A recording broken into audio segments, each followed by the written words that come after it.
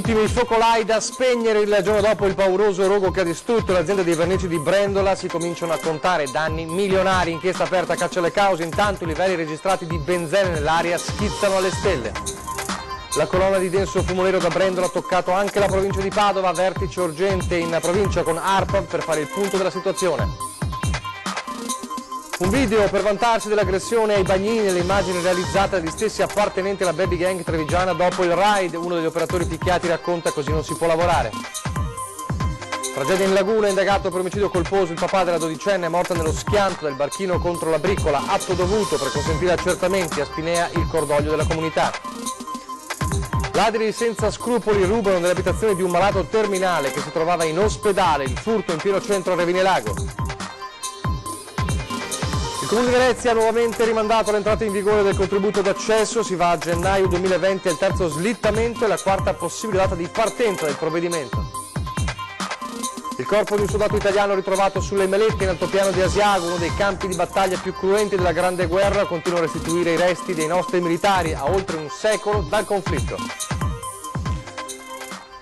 Telespettatori di Antena 3, buongiorno, ben ritrovati. La prima edizione dei nostri telegiornali, dunque in primo piano il devastante incendio di Brendola, il giorno dopo la grande paura. Ci sono ancora gli ultimi focolai da spegnere e i vigili del fuoco al lavoro. Ovviamente la situazione è sotto controllo, ma c'è ancora questa attività in corso. Nella notte peraltro sono stati impegnati 43 operatori dei vigili del fuoco con 15 automezzi appunto per portare avanti lo spegnimento degli ultimi focolai. Intanto si registrano livelli preoccupanti di benzene nell'aria. Allora, per fare il punto della situazione di queste ore a Brendola ci colleghiamo con la nostra Gabriella Basso. Gabriella. Buongiorno da Brendola. Il giorno dopo il terribile rogo alla ditta di vernici, la cittadina si sveglia ancora attonita. I vigili del fuoco sono ancora al lavoro, chiusa la provinciale 500 per consentire il passaggio dei mezzi. La paura è quella dell'inquinamento da diossina e rimane alta, mentre le due campionature effettuate ieri sera dai tecnici dell'ARPAV nei punti di massima ricaduta hanno registrato livelli di benzene pari a 120 e 115 microgrammi per metro cubo, ma bisognerà attendere ancora domani per avere dati e numeri certi. Intanto il sindaco di Brendola, Bruno Beltrami, intanto a mezzogiorno appunto ha aperto la zona rossa fissata ancora ieri in 500 e 600 metri attorno all'azienda, ma lancia invece in via precauzionale un appello ai residenti di rimanere in casa e tenere porte e finestre chiuse e non utilizzare i condizionatori se pescono all'esterno. Vietata l'irrigazione di orti e campi e la raccolta di ortaggi e frutta dagli orti stessi. I danni sono comunque rilevanti e bisognerà ancora, ha detto sempre il sindaco, accertare le responsabilità. Inevitabile l'apertura di un'indagine sulle cause scatenanti. Non si sbilanciano i vigili del fuoco impegnati ancora a spegnere i piccoli focolai all'interno. Vigili del fuoco arrivati da tutto il Veneto, 25 mezzi, una settantina di pompieri impegnati da ieri all'una nell'opera di spegnimento, allestita nella piazzetta delle Risorgive un centro di decontaminazione. Il loro lavoro continuerà anche per tutta la giornata. Da Brendola per il momento è tutto, la linea torna allo studio. Grazie a Gabriella Basso. Un incendio che fa paura anche nella vicina provincia di Padova.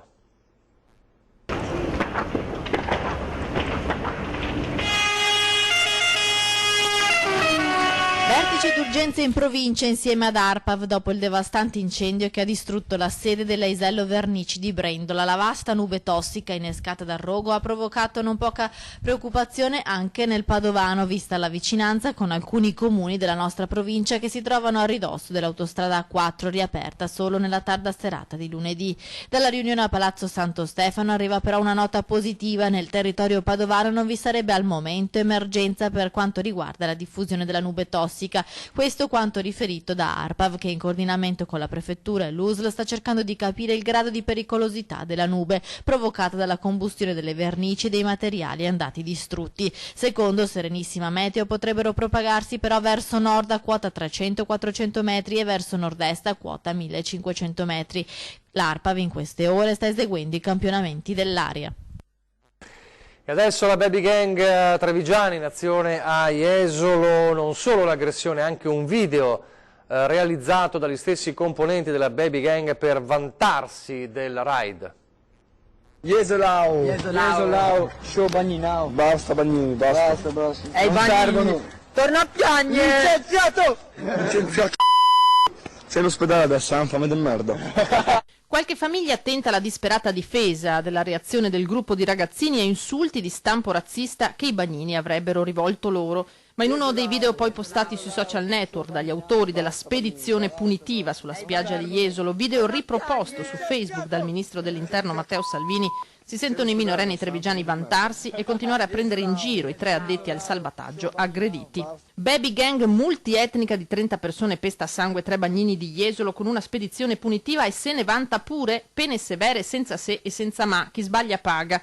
Questo è il post di Salvini condiviso da migliaia di sostenitori. Una trentina i ragazzi che domenica sono ritornati in spiaggia per picchiare il bagnino che la mattina li aveva rimproverati per essere entrati in un'area vietata e aver occupato l'ingresso di una torretta. È stato istintivo difendere il nostro amico, tentano di spiegare in una lettera. Era finita in zuffa, l'episodio sembrava chiuso lì. E invece il pomeriggio in 30 hanno effettuato la spedizione, una quindicina quelli già identificati da Polizia di Stato, Carabinieri e Vigili Urbani, grazie anche alle telecamere di sorveglianza dell'area. Non sono ancora partite formalmente le denunce, la Polizia ha depositato in procura la comunicazione di notizia di reato, le posizioni dei ragazzini, quasi tutti residenti nella Marca, alcuni già noti per far parte dei gruppetti che creano fastidi nella zona di Via Roma e Porta Altinia, sono al vaglio. Dalle categorie che il questore di Venezia, Maurizio Mascio Pinto, incontrerà venerdì in una riunione operativa fissata proprio a Jesolo, si invocano provvedimenti esemplari e il questore non nuovo a misure severe nei confronti delle cosiddette baby gang ha già fatto sapere che non si faranno sconti. Torna a piangere! Licenziato! Allora risentiamo le parole di uno dei bagnini picchiati, il bersaglio della spedizione punitiva. Sentiamo le sue parole di ieri ai nostri microfoni. Mi sono permesso di spingere questo ragazzo per fargli capire che stava esagerando e questo non ha fatto altro che girarsi e darmi un pugno in faccia. Sono tornati a mezzogiorno e ci hanno minacciato e poi sono tornati alle 2:30 e mi hanno preso me come capro espiatorio, insomma, per fare quello che dovevano fare e mi hanno picchiato una decina di persone. Insomma. I lividi sono questi qua che si vedono sulla testa qua e ho qualche botta sulla testa, ma cose che passano, diciamo. Quello che non passa è moralmente sono molto giù perché vedi che ci sono dei ragazzi che non dovrebbero comportarsi così. Dal mio punto di vista è stata una scena molto brutta perché intanto la gente si è spaventata in una maniera incredibile e poi sti ragazzi che sono quindicenni non capisco perché hanno questi atteggiamenti arroganti e proprio da bande organizzate, insomma, che vanno in giro solo ed esclusivamente per fare questo. Loro sanno perfettamente quali sono le nostre possibilità nei loro confronti. Infatti più di qualcuno mi ha aggredito dicendo se mi tocchi ti denuncio perché sono minorenne e quindi purtroppo tu non puoi fare niente. Restiamo nel veneziano adesso invece per tornare a parlare della tragedia in laguna di domenica pomeriggio, lo schianto del barchino con la famiglia sulla bricola, la morte della 12enne Cecilia Piva, le indagini e l'apertura dell'inchiesta con il papà della ragazzina indagato. Ilaria Marchiori da Venezia. Ilaria. Buongiorno da Venezia, omicidio colposo, questa è l'ipotesi di reato con la quale la Procura ha aperto un fascicolo sulla morte di Cecilia Piva, la 12enne che ha perso la vita domenica in un incidente nautico al largo di Sant'Erasmo. Il sostituto procuratore che coordina gli accertamenti infatti si appresta ad iscrivere sul registro degli indagati il nome del papà Roberto Piva, che era ai comandi del motoscafo entrato in collisione con una bricola per permettergli di partecipare all'autopsia che si effettuerà nei prossimi giorni, necessaria ad accertare le cause del decesso. Determinanti saranno poi le testimonianze di tutti i naviganti che hanno assistito all'incidente, ma anche gli accertamenti tecnici che saranno svolti sull'imbarcazione, grazie ai quali gli inquirenti confidano di ricostruire la velocità alla quale stava procedendo il motoscafo condotto dal papà della 12enne e i motivi per cui sia stato perso il controllo. Nell'immediatezza lui ha riferito ai soccorritori di un'onda anomala provocata a quanto pare da un lancione Gran Turismo che era appena transitato, circostanza di cui Capitaneria di Porto e Polizia stanno cercando conferme e riscontri per poi procedere all'identificazione di quale mezzo e di chi si trovava ai comandi. Non sarà certo facile ovviamente, ma gli inquirenti stanno proprio lavorando per cercare di capire quale sia il quadro della situazione il più completo possibile. Da Venezia è tutto, restituisco la linea allo studio. Grazie Ilaria Marchiori, un'Ilaria Marchiori che ieri è andata anche a Spinea a sentire un po' la comunità sconvolta da questa tragedia. È un dispiacere grandissimo, perché è una cosa, perdere una figlia è una cosa, anche per il padre che guidava la barca, è una cosa molto grave, anche perché staranno male, non so quanto male saranno, è un po' perdere una figlia a 12 anni, è un dispiacere grandissimo. Difficile trovare le parole per commentare una tragedia come quella in cui ha perso la vita troppo presto Cecilia. Anche per il sindaco di Spinea, il paese dove la dodicenne viveva con la mamma. Si erano trasferite da poco, dopo la separazione dei genitori. Purtroppo io non ho grandi parole perché non ce ne sono, è inestimabile, penso il dolore della famiglia, io lo dico anche da madre, mi commuovo, ecco, io ho un figlio coetaneo, quindi non oso neanche pensare l'uscita di una gita che si risolve in questa maniera. Il comune e la mia persona saranno indubbiamente vicini alla famiglia, lo sono, e il giorno dei funerali diremo il mezz'asta della bandiera, quindi col minuto di silenzio, e il conforto, diciamo, sia nominale ma anche quello così spirituale lo vogliamo dare a 360 gradi alla famiglia. E anche in paese si punta ancora una volta il dito contro un sistema di regolamentazione acqueo che evidentemente va modificato. Una tragedia, cosa si può dire? Il problema del traffico. Il traffico acqueo. Sì, esatto. Sono disastri che non dovrebbero succedere purtroppo, ma insomma, per me è colpa delle navi, del moto ondoso che non dovrebbe esserci, insomma.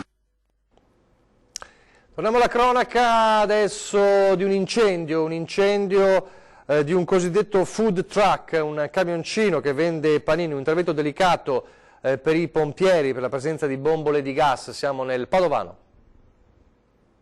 Paura lungo via dei Colli a Brusagana, dove un camioncino che vende panini fino a notte inoltrata ha preso fuoco per cause ancora da stabilire da parte dei tecnici dei vigili del fuoco, che sono intervenuti da Abano e Padova con 2 squadre e 4 automezzi per il pericolo causato dalla presenza di bombole di GPL. I pompieri sono riusciti in breve tempo a contenere le fiamme, che si erano sviluppate nella parte posteriore del mezzo prima che raggiungessero il gas infiammabile. A lanciare l'allarme lo stesso gestore del camioncino giallo e rosso, molto conosciuto in zona e che ha riportato numerosi danni. Le operazioni di soccorso dei vigili del fuoco sono terminate dopo circa 2 ore. La sicurezza adesso, il furto è un reato decisamente odioso, ma è ancora più odioso se la vittima di questo furto è una persona ammalata. Accade a Revine Lago.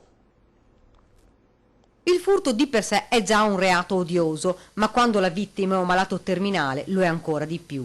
Il colpo è stato messo a segno in pieno centro a Revine Lago ai danni di un 60enne gravemente ammalato.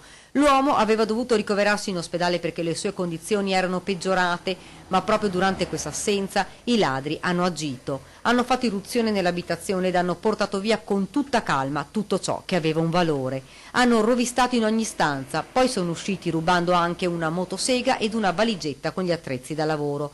Nessuno dei vicini si è accorto dell'incursione dei ladri, nonostante la casa del 60enne si trovi proprio nel cuore del paese. A dare l'allarme sono stati i familiari dell'uomo, che hanno immediatamente chiamato i carabinieri. La notizia ha fatto subito il giro del paese, provocando sdegno e indignazione.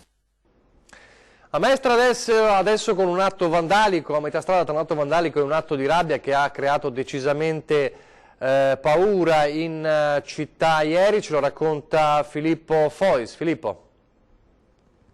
Sì, buongiorno da Mestre. Sono stati attimi di panico a bordo di un tram che si trovava in piazzale Cialdini a Mestre in pieno giorno, attorno alle 3 di pomeriggio ieri. Un giovane andato in escandescenze ha colpito con un sasso un tram mandando in frantumi una vetrata e ferendo anche leggermente una donna che si trovava a bordo. Secondo quelle che sono state le testimonianze dei presenti, il giovane aveva chiesto quando sarebbe ripartito il mezzo. Ricordiamo che piazzale Cialdini è un capolinea dal quale poi partono le linee del tram che raggiungono Venezia, Marghera e Favaro Veneto. Alla risposta che il tram sarebbe ripartito tra diversi minuti a causa poi di un cambio tra il personale che lo conduce, è andato in escandescenze appunto e ha lanciato un sasso che aveva raccolto da terra contro il mezzo, dopodiché il giovane è fuggito. Non dovrebbero esserci difficoltà a rintracciarlo perché comunque la zona è molto coperta da telecamere di videosorveglianza, comprese quelle del tram. Certo è che sono stati momenti di panico per chi si trovava a bordo del mezzo, che è stato bloccato e sostituito con un secondo mezzo, mentre quello danneggiato veniva portato in riparazione. Un episodio che poi ha riportato alla memoria quanto era accaduto in Viale San Marco a Mestre, quando alcuni tram erano stati oggetto di una sorta di tiro al bersaglio con delle biglie scagliate all'altezza del conducente del tram. In quel caso si era parlato di baby gang. Sembrerebbe comunque che questo episodio non sia da collegare a quelli che erano avvenuti qualche settimana fa. Per ora da Mestre è tutto, vi restituisco la linea. Grazie a Filippo Fois dalla terraferma al centro storico. Resta ancora un miraggio, il cosiddetto contributo d'accesso, da tutti chiamato tassa di sbarco, che slitta nuovamente a gennaio 2020. Slitta al 1 gennaio 2020 l'entrata in vigore del contributo d'accesso a Venezia, spesso definito tassa di sbarco, introdotto nell'ultima legge di bilancio e che prevede il versamento dai 3 euro in su a seconda dei periodi per i turisti provenienti da fuori regione che visitano Venezia senza pernottamento. È il terzo slittamento e la quarta possibile data di partenza di un provvedimento che ha acceso dibattiti sulla sua applicabilità e polemiche sulla sua opportunità. Fissato originariamente per maggio, slittato quindi a luglio, poi a settembre, adesso a gennaio. La Giunta Brugnaro ha infatti approvato un emendamento alla variazione del bilancio di previsione con cui si propone di sospendere fino al 31 dicembre l'efficacia del regolamento comunale che istituisce il contributo.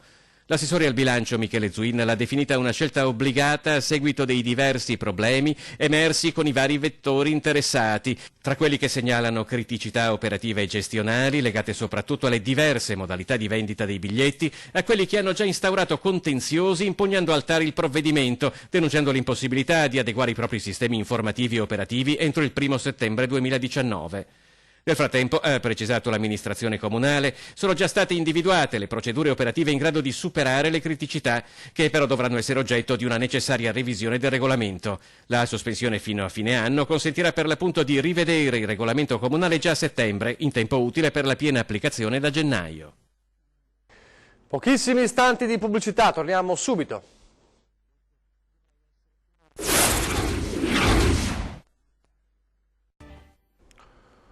Rieccoci in studio in diretta, andiamo a Treviso, fanno discutere le parole del rappresentante della comunità marocchina, nonché mediatore culturale, Abdallah Khezraji, perché sono parole che attaccano uno storico festival multietnico, il festival Ritmi e Danze dal Mondo di Giavera del Montello. Sentite perché. Nemmeno il tempo di chiudere l'edizione 2019 che già piovono le critiche sul festival multietnico che dal 1996 viene organizzato a Giavara del Montello. E a lanciarle non un'organizzazione sovranista o politici di destra, ma uno dei volti delle migrazioni di prima generazione, che non usa mezze parole per l'iniziativa voluta da Don Bruno Baratto. Queste mega feste che si fanno ogni anno per rendere noi... io ho detto delle scimmie e non sono, lo ripeto ancora, lo ribadisco ovunque, e con questo caldo credo che le persone fanno qualche fatica a ballare ancora. Basta fare le scimmie che ballano per confermare che esistiamo, ribadisce Khezraji.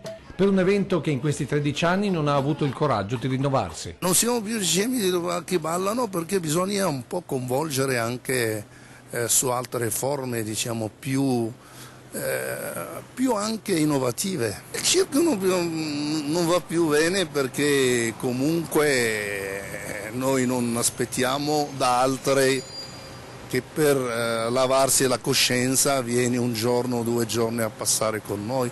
E Cazzaragi sottolinea di essere la voce di tanti immigrati integrati che non vogliono più pietismo mascherato da finta solidarietà, ma un vero e proprio cambio di passo, perché da un unico grande evento si passi a piccoli eventi ma distribuiti tutto l'anno e in tutta la Marca. Oggi come oggi non è più valida quella formula, perché è una formula che andava bene 30 anni fa, ma oggi bisogna creare con gli autoctoni delle realtà piccole a fianco delle piccole iniziative che possono dare un senso.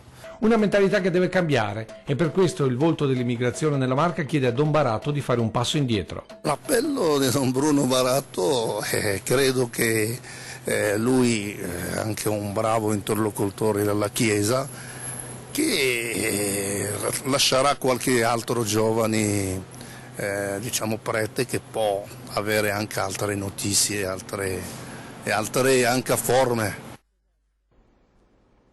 E adesso la memoria della Grande Guerra, il corpo di un soldato italiano ritrovato sulle Melette in altopiano di Asiago, uno dei campi più cruenti, uno dei campi di battaglia più cruenti della Grande Guerra, continua a oltre un secolo di distanza a restituire i resti dei nostri militari.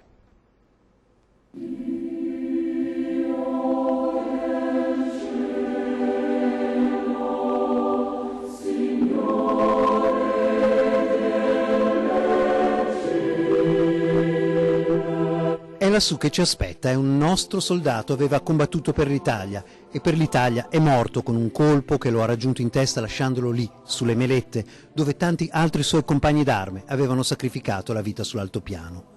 Per questo soldato sono passate 102 volte le stagioni, 102 volte la neve ha coperto il suo corpo abbandonato, ignoto tra gli ignoti, 102 volte sono tornati i prati.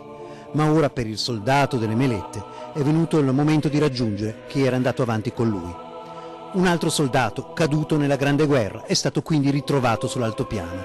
A oltre un secolo dalla fine del primo conflitto mondiale, questo inverno sono stati gli appassionati ricercatori dell'Associazione Amici della Storia di Marostica. Sulla Meletta di Gaglio il rilevatore di metalli ha dato il segnale. Sulla superficie i resti della crestina di un Adrian, l'elmetto italiano, e sotto inequivocabili i resti del soldato.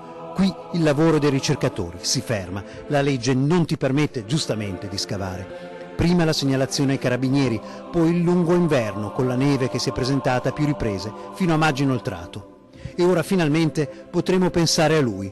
Dopo tutti i passi formali, l'ok della procura, l'informazione a onor caduti, il commissariato delle forze armate che si occupa delle onoranze da tributare ai soldati morti in guerra. In attesa dei sopralluoghi ufficiali e delle operazioni di recupero dei resti, possiamo solo chiederci quando e come morì questo italiano. Immaginiamo il 1917, quando le Melette furono investite dall'offensiva autunnale dell'esercito austro-ungarico. Ma vogliamo anche sperare nel poter ricucire a queste ossa il pezzo di vita che è rimasta negletta per 102 anni. Sperare in una piastrina, magari in una gavetta con qualche iscrizione, qualche elemento non portato via dalla ruggine del tempo che possa suggerirci qualcosa, un nome. Comunque sia, chiunque tu sia, soldato delle Melette, dovrai essere onorato come meriti. Ora ti diamo il cambio, ora puoi ritornare a casa tra i tuoi fratelli.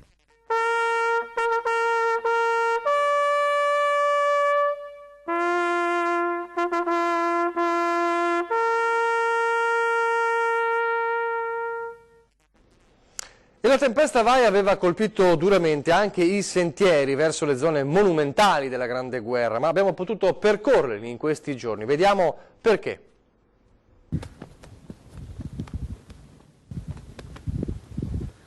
Solo il rumore del vento e del tricolore. Dalla bandiera su Cima Caldiera allo sguardo sull'Ortigara è solo un unico colpo d'occhio. Tra le due cime c'è il vallone dell'Agnellizza che separava le linee italiane da quelle austro-ungariche. Si trattava di scendere dal Caldiera alle posizioni italiane e di risalire con il cuore in gola e la morte in faccia le posizioni nemiche e conquistarle. Il tutto poche centinaia di metri, ma di un percorso infernale, il famigerato Calvario degli Alpini, una delle pagine più sanguinose della Grande Guerra se rapportiamo il numero dei morti per metro quadrato. La tempesta Vaia ha colpito anche i boschi attorno ai sentieri che raggiungono sia l'Ortigara che il Caldiera, ma abbiamo voluto controllare che fosse tutto a posto. I segni del disastro ci sono ancora, ma la prima cosa che è stata fatta è stata proprio quello di liberare il passaggio di questi sentieri mulattiere, tagliando i tanti tronchi che si erano abbattuti sul sentiero. Poi la parte estetica verrà messa sicuramente a posto, si possono raggiungere le zone monumentali della Grande Guerra in sicurezza. Un plauso a chi si è impegnato, mentre a valle ci saranno 2 anni di lavoro da fare. Così si può salire e guardare la desolata spianata dell'Ortigara, da dove la osservano con timore di un giudice spietato i nostri militari dalle loro trincee. Una posizione che è costata tanto sangue e i motivi sono evidenti. Il motivo per cui questa è una posizione strategica è presto detto, lo vediamo dietro di me. A picco c'è la Valsugana e tutto il controllo verso l'Italia, o se vogliamo verso quello che era l'impero austro-ungarico. L'osservatorio di artiglieria entra nelle viscere subito sotto il Caldiera per sbucare nel freddo della montagna in 2 aperture, utili per i cannoni e soprattutto per chi voleva osservare i movimenti del nemico sotto in Valsugana, da posizione strapiombo al limitare nord dell'altopiano. Ora il Caldiera è un meraviglioso osservatorio di pace, dalle pale di San Martino alle valli antropizzate, dai castelloni di San Marco tagliati in viva roccia alle opere di ingegneria militare. Ma il ricordare e risalirlo in solitudine al cospetto del mostro divora uomini dell'Ortigara fa ancora venire i brividi. Siamo in chiusura, ore 13, fra pochissimo si parla di salute, fra poco per parlare con l'ULS 2 dei pericoli del sole, soprattutto per chi va in spiaggia, le scottature, insomma come difendersi dal sole in questi giorni, in questa estate e poi questa sera come sempre 20:10 dopo il telegiornale di Treviso. Vi lascio adesso alle previsioni del tempo, grazie per averci seguito, arrivederci.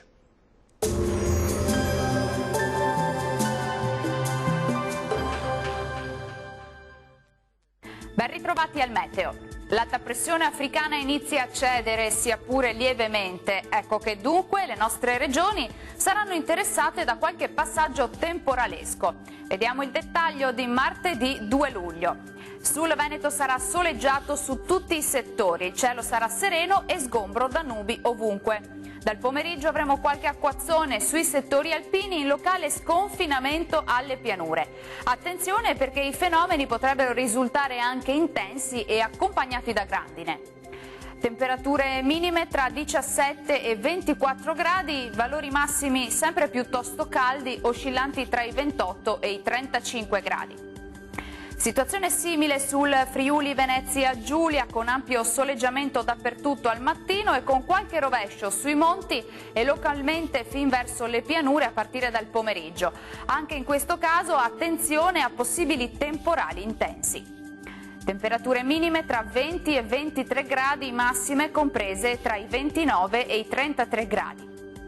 Non cambia di molto la previsione sul Trentino Alto Adige, dove avremo condizioni di tempo stabile e soleggiato al mattino, poi il contrasto termico causato tra correnti d'aria fredda potrebbe causare fenomeni temporaleschi anche violenti e con locali grandinate. Temperature minime tra 20 e 22 gradi, massime tra i 30 e i 31 gradi circa.